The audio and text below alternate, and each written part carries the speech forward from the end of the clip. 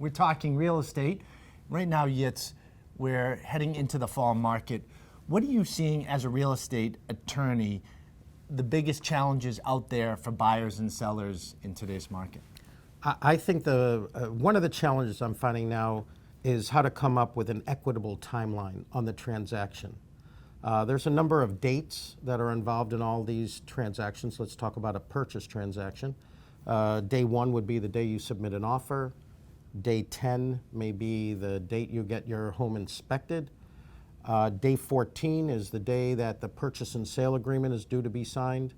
But then the next 2 very critical dates kick in, and that is the date by which you are to obtain your mortgage commitment from the lender, and then the obvious date would be the closing date. Coming from the lending side, we're always focusing on those last 2 dates. Very important dates. Very important dates for everybody. And it's important, instead of being a cookie cutter, that buyers, sellers, real estate agents be aware various deals require various different timelines, and also the moment in time, one should always talk to the lender to see, is this a particular busy time for you?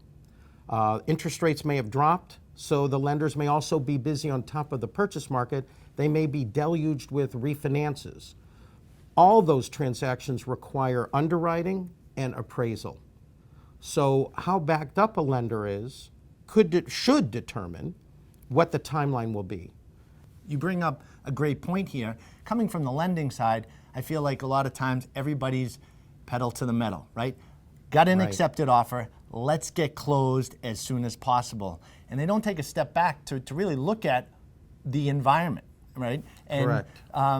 Rates are low. A lot of people are refinancing. So that has a tremendous impact on the overall real estate market. People don't realize it's not just about the lender and closing quickly. You have appraisers, you have attorneys with title. There's so many Correct. different things that go into it. It really is important to sit down with your team and figure out a timeline that works.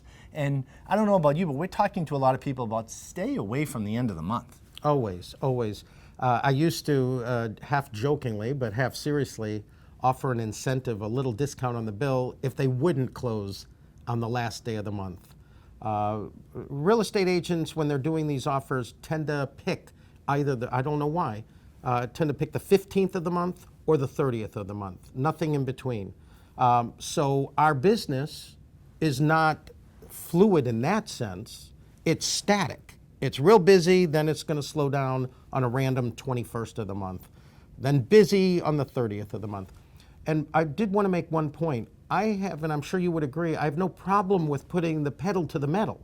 I like to drive fast, but we don't want to drive out of control and create an issue where everybody is frustrated.